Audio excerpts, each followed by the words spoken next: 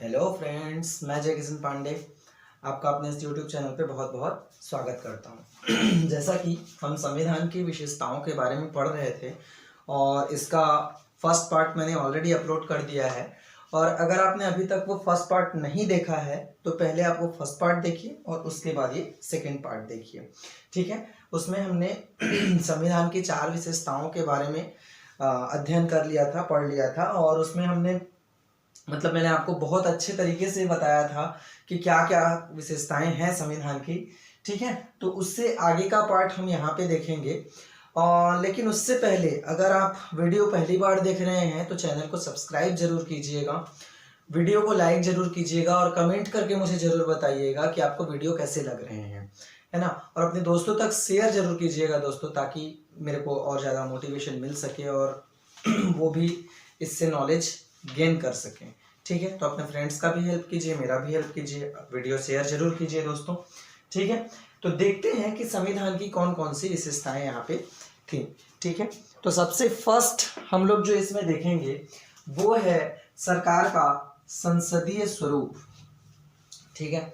सरकार के संसदीय स्वरूप के बारे में हम लोग यहाँ पे बात करेंगे कि सरकार का संसदीय स्वरूप क्या होता है और क्या क्या चीजें होती है। देखिए, संसदीय स्वरूप का मतलब क्या है, संसदीय सरकार का मतलब क्या है। लोकतांत्रिक शासन व्यवस्था की वह प्रणाली होती है, संसदीय सरकार या संसदीय स्वरूप लोकतांत्रिक शासन व्यवस्था की वह प्रणाली होती है जिसमें कार्यपालिका अपनी लोकतांत्रिक वैधता जो है वो विधायिका से प्राप्त करती है। याद रखिएगा इसको, ठीक है, अच्छे से लिख लीजिए। मैं एक बार और बोल देता हूं, संसदीय सरकार लोकतांत्रिक शासन व्यवस्था की वह प्रणाली होती है जिसमें कार्यपालिका अपनी लोकतांत्रिक वैधता विधायिका से प्राप्त करती है और इस प्रकार विधायिका और कार्यपालिका आपस में संबंधित होते हैं। तो ये तो हो गया संसदीय स्वरूप, ठीक है। संसदीय स्वरूप किसको बोलेंगे। अब इसी संसदीय स्वरूप को हमारे देश में अपनाया गया है। अब कार्यपालिका और विधायिका एक दूसरे से संबंधित होती हैं, ठीक है। और कार्यपालिका जो होती है वो विधायिका के प्रति जवाबदार होती है, ठीक है।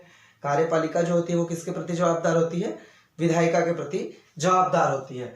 इसी संसदीय स्वरूप को सरकार का वेस्टमिंस्टर मॉडल भी कहा जाता है।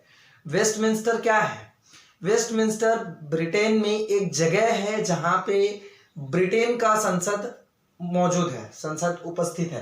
तो दुनिया का सबसे पहला संसदीय सरकार कहाँ का था, तो ब्रिटेन का था, ठीक है। इसीलिए संसदीय स्वरूप को वेस्टमिंस्टर मॉडल कहा जाता है, या फिर इसी को उत्तरदायी सरकार कही जाती है। उत्तरदायी सरकार क्यों कहा जाता है, क्योंकि जो कार्यपालिका है वो विधायिका के प्रति जिम्मेदार है, जवाबदार है। अगर विधायिका में का जो सरकार है उसका विश्वास खत्म हो जाता है तो कार्यपालिका समाप्त हो जाएगी, ठीक है। कार्यपालिका का मतलब ही मंत्रिमंडल है, तो मंत्रिमंडलीय सरकार भी कहा जाता है संसदीय सरकार को। और हमारे भारत में सरकार के संसदीय स्वरूप को स्वीकार किया गया है हमारे संविधान के द्वारा।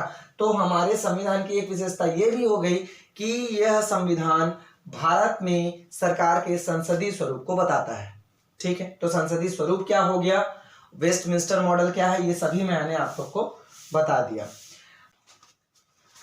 ठीक है। तो अगला हम देखते हैं संसदीय संप्रभुता एवं न्यायिक सर्वोच्चता।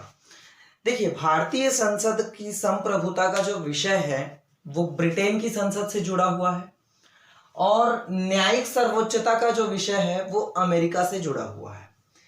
तो इसमें हम लोग को यह ध्यान रखना है कि भारत की जो संसदीय व्यवस्था है वो ब्रिटेन से भिन्न है, ठीक है। ब्रिटेन का जो संसद है वो हम ये कह सकते हैं कि पूर्णतः संप्रभु नहीं है, ठीक है, क्योंकि वो ब्रिटेन के राजा पे आश्रित होता है। और न्यायिक सर्वोच्चता का अगर हम बात करें तो भारत की जो न्यायिक सर्वोच्चता है, ठीक है, वो अमेरिका की न्यायिक सर्वोच्चता से कम है, ठीक है जी। अमेरिका में न्यायपालिका का जो निर्णय होता है ना वो अंतिम होता है, लेकिन भारत में न्यायपालिका के निर्णय को परिवर्तित किया जा सकता है, ठीक है। ऐसा नहीं है कि वो एकदम से अंतिम हो गया, अंतिम है लेकिन उसको परिवर्तित किया जा सकता है, ठीक है। तो इस चीज को आपको ध्यान में रखना है कि जैसे भारत की संसदीय प्रणाली ब्रिटेन से भिन्न है, वैसे ही भारत की न्यायपालिका की जो मतलब न्यायिक सर्वोच्चता है वो अमेरिका से कम है। ऐसा इसलिए है क्योंकि अमेरिका में विधि की नियत प्रक्रिया का प्रावधान है। विधि की नियत प्रक्रिया का प्रावधान है मतलब विधि में जो लिख दिया गया है वही नियत है, उसी को प्रक्रिया लेके मानना है। तो अब जो लिख दिया गया है उसके हिसाब से जो न्यायपालिका है वो अपना निर्णय देती है। तो सिंपल सी बात है कि उस सिचुएशन में जो न्यायपालिका है वो सरकार से उच्च होती है, क्योंकि एक बार लिख दिया गया वो लिख दिया गया, खत्म। जबकि भारत में ऐसा नहीं है। भारत में न्यायपालिका सर्वोच्च नहीं है। क्यों नहीं है? क्योंकि भारत में ये कहा जाता है, मतलब भारत की जो प्रक्रिया है वो विधि द्वारा स्थापित प्रक्रिया है, विधि द्वारा नियत नहीं है। ठीक है, भारत विधि द्वारा जो निश्चित कर दिया गया वही नहीं है, विधि द्वारा स्थापित प्रक्रिया है। तो अब अगर मान लीजिए कि न्यायपालिका अगर कोई निर्णय देती है तो उसको विधायिका कुछ नया संशोधन करके उसको पुनः स्थापित कर सकती है और जो सर्वोच्च न्यायालय है उसके निर्णय को संशोधित कर सकती है, परिवर्तित कर सकती है। कई बार ऐसा किया भी गया है। ठीक है, तो संसदीय संप्रभुता एवं न्यायिक सर्वोच्चता की अगर हम बात करें तो भारत का जो संसद है वो संप्रभु है, लेकिन न्यायिक सर्वोच्चता जो है वो अमेरिका से कम है। ठीक है, तो अब यहाँ पे ये देखो, इन दोनों में जो ब्रिटेन की प्रक्रिया है उसमें से भिन्नता है और न्यायिक सर्वोच्चता जो है वो अमेरिका से कम है। तो इन दोनों को मिक्सअप करने के लिए, मतलब मैनेज करने के लिए क्या किया गया है कि जो हमारा संसद है वो पूर्णतः संप्रभु है और कोई भी निर्णय वो दे सकती है। ठीक है, और सर्वोच्च न्यायालय के निर्णयों को भी परिवर्तित कर सकते हैं, लेकिन सर्वोच्च न्यायालय में एक शक्ति है, ठीक है, जो उसे उच्च बनाती है।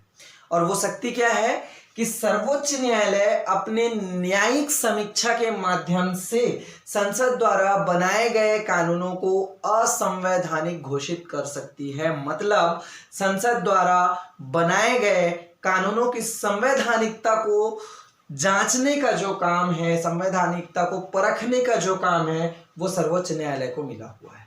ठीक है, तो इस तरीके से हम देखते हैं कि भारतीय संविधान जो है वो संसदीय संप्रभुता और न्यायिक सर्वोच्चता के मध्य एक सामंजस्य बनाता है, ताकि जो हमारा संसद है वो पूर्णतः संप्रभु तो रहे, लेकिन पूर्णतः अपनी मर्जी से ही काम ना कर सके, क्योंकि उसकी संवैधानिकता को जांचने का जो अधिकार है वो सर्वोच्च न्यायालय को दिया हुआ है। ठीक है, तो ये एक प्रक्रिया हो गया।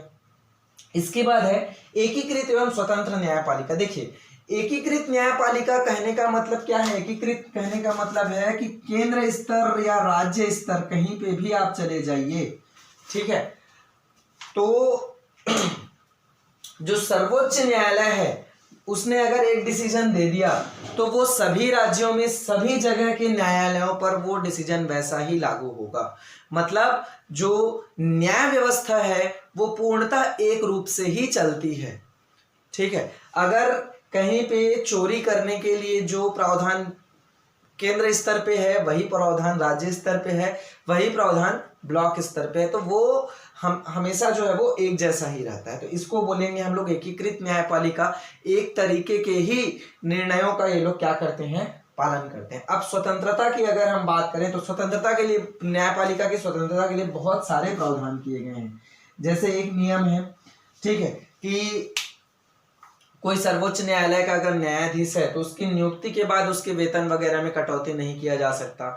उनको जो वेतन है वो हमारी संचित निधि से मिलता है। तो ऐसे करके बहुत सारे प्रावधान हैं जिससे हमारी न्यायपालिका जो है वो स्वतंत्र हो सकती है। उन पे किसी मंत्री वगैरह का कोई प्रेशर नहीं होता है। ठीक है, तो एकीकृत एवं स्वतंत्र न्यायपालिका का मतलब आप लोग को समझ में आ गया होगा। एकीकृत मतलब एक तरीके के ही निर्णयों को पालन करने वाला, एक जैसा ये लोग नियम का पालन करते हैं। जितना भी आप किसी भी लेवल पे कोर्ट में चले जाइए वहां पे लगभग एक जैसे रूल रेगुलेशन होते हैं। ठीक है, स्वतंत्र हाँ देखिए, शक्ति अलग अलग होती है। ब्लॉक स्तर पे अगर तहसील स्तर पे आप जाएंगे तो उसकी शक्ति जो है, उसका जो न्यायिक क्षमता जो है वो थोड़ी कम होगी, लेकिन न्याय वो वैसा ही करेगा। ठीक है, तो इसीलिए जनरली एक बार किसी कोर्ट में अगर आप केस हार गए ना तो ऊपर जाने पे जो डिसीजन बदलने के चांसेस जो है वो थोड़े कम हो जाते हैं। ठीक है, तो ये एकीकृत व्यवस्था इसको बोलेंगे। इसके बाद अगर हम बात करें कि एक और विशेषता क्या है हमारे संविधान की, तो वो है कि हमारा संविधान हमको मौलिक अधिकार प्रदान करता है। ठीक है, मौलिक अधिकार का मुख्य उद्देश्य क्या है? मौलिक अधिकार का मुख्य उद्देश्य है राजनीतिक लोकतंत्र की स्थापना करना। ठीक है, राजनीतिक लोकतंत्र की स्थापना करना। अब इसके बाद कितने प्रकार के मौलिक अधिकार हैं, उनसे क्या क्या बेनिफिट है, इनके बारे में डिटेल में हम मौलिक अधिकार से संबंधित वीडियो में ही डिस्कस कर लेंगे। तो आपको विशेषता में याद रखना है कि मौलिक अधिकार जो है वो संविधान के, हमारे संविधान की एक विशेषता है कि हमारा संविधान अपनी जनता को मौलिक अधिकार जो है वो दिलाता है। इसके बाद हम बात करते हैं नीति निर्देशक तत्वों के बारे में। तो नीति निर्देशक तत्व जो है सामाजिक व राजनीतिक लोकतंत्र की स्थापना करता है।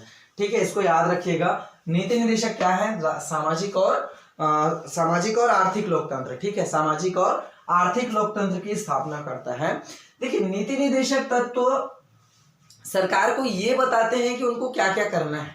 ठीक है, जैसे नीति निर्देशक तत्वों के हिसाब से, जैसे अभी हम लोग यहाँ पे देखते हैं छत्तीसगढ़ में या दूसरी जगह पे संजीवनी एक्सप्रेस 108 चलती है। ठीक है, तो वो नीति निर्देशक तत्वों की वजह से ही है कि सरकार का यह कर्तव्य होगा कि वह अपने लोगों को स्वास्थ्य सेवा मुहैया कराए। ठीक है, इसके बाद इसमें जैसे आरटीई वगैरह हम लोग पढ़ते हैं। हालांकि आरटीई को नीति निर्देशक तत्वों से हटा के मौलिक अधिकार में जोड़ दिया गया है, लेकिन वो पहले नीति निर्देशक तत्वों में था कि सरकार का यह दायित्व होगा कि वह लोगों को, मतलब जो बच्चे हैं उनको शिक्षा मुहैया कराया। अभी इसको मौलिक अधिकार में शामिल कर दिया गया है। ठीक है, तो ऐसे ही ये बहुत सारी चीजें हैं, जैसे प्रसूति सहायता उपलब्ध कराना। ठीक है, तो नीति निर्देशक तत्व जो है वो क्या क्या है, कैसे कैसे हैं, इनके बारे में भी हम नीति निर्देशक तत्वों के बारे में बात करेंगे। लेकिन संविधान की एक विशेषता जो है वो क्या है कि ये यहाँ नीति निर्देशक तत्व जो है सामाजिक और आर्थिक लोकतंत्र की स्थापना करने के लिए नीति निर्देशक तत्वों का प्रावधान करता है। ठीक है, इसके बाद है मौलिक कर्तव्य। अब देखिए, संविधान जो है अपने लोगों को मौलिक अधिकार देता है, सरकार को ये बताता है कि आपको अपनी नीतियों का निर्माण कैसे करना है। वो नीति निर्देशक तत्व हो गए। नीति निर्देशक तत्वों का मतलब क्या हुआ? नीतियों का निर्माण करने के लिए निर्देश। ठीक है, वो नीति निर्देशक तत्व है, तो इनका भी प्रावधान है हमारे संविधान में। उसके बाद लोगों के लिए भी कर्तव्यों का प्रावधान है। ठीक है जी, 11 है मौलिक कर्तव्य। ठीक है, जैसे हमको हमारे राष्ट्रीय ध्वज का सम्मान करना चाहिए, राष्ट्र प्रतीकों का सम्मान करना चाहिए। ठीक है, सरकारी संपत्ति को नुकसान नहीं पहुंचाना चाहिए, जो हमारे हिस्टोरिकल प्लेसेस हैं उनको नुकसान नहीं पहुंचाना चाहिए, ये सब है। हालांकि कुछ चीजें और होनी चाहिए थी इनमें, उसके बारे में भी हम लोग बात करेंगे। 11 के अलावा कुछ और ज्यादा होने चाहिए थे जो कि नहीं जुड़ पाए हैं, उनको भी होना चाहिए था तो ठीक रहता। ठीक है, तो हमारा संविधान भारतीय जनता को कुछ कर्तव्यों के बारे में भी सूचित करता है, जिनको मौलिक कर्तव्य कहा जाता है। तो संविधान की एक विशेषता ये भी होगी। देखिए, संविधान की विशेषता मौलिक अधिकार भी देता है, नीतियों का निर्माण करने के लिए निर्देश भी देता है, और लोगों को मौलिक कर्तव्य का भी पालन करने का निर्देश देता है। इसके अलावा जो अगली विशेषता है वो है धर्मनिरपेक्ष राज्य। देखिए, हमारे देश में बहुत सारे अलग अलग धर्म के लोग रहते हैं। ठीक है, हिंदू रहते हैं, बुद्ध रहते हैं, मतलब बुद्ध धर्म को मानने वाले, जैन धर्म को मानने वाले रहते हैं। ठीक है, सिख धर्म को मानने वाले रहते हैं, ईसाई रहते हैं, मुस्लिम रहते हैं, बहुत सारे अलग अलग धर्मों को मानने वाले लोग रहते हैं। लेकिन हमारे देश का कोई धर्म नहीं है। हमारा देश किसी एक धर्म को प्रोत्साहित नहीं करता है। हमारे देश के संविधान के लिए सभी धर्म जो है वो समान है। ठीक है, तो धर्मनिरपेक्ष राज्य का मतलब क्या हो गया? जहाँ पे सभी धर्म जो है वो समान हो, सभी धर्म के लोगों को मानने वाले के लिए समान नियम हो। हालांकि ऐसा कुछ है नहीं, कुछ धर्म को मानने वालों के लिए कुछ विशेष रूल बने हुए हैं। ठीक है, वो हम लोग देखेंगे मौलिक अधिकार में है कि वहाँ पे कुछ स्पेशलिटी, कुछ खासियत उनको मिलता है। ठीक है, तो धर्मनिरपेक्ष राज्य हम यहाँ पे बोल सकते हैं, क्योंकि हमारा जो संविधान है वहाँ पे किसी एक धर्म को प्रोत्साहित करने के लिए कोई विशेष प्रावधान नहीं है। ठीक है, इसके बाद हम देखेंगे सार्वभौमिक वयस्क मताधिकार। ठीक है, सार्वभौमिक वयस्क मताधिकार मतलब हमारे देश में रहने वाला कोई भी वयस्क व्यक्ति जिसकी उम्र 18 वर्ष से अधिक है, वह सरकार के निर्माण में अपना योगदान दे सकता है, वो वोट डाल सकता है, सरकार का निर्माण में अपने आप को क्या कर सकता है, भाग ले सकता है।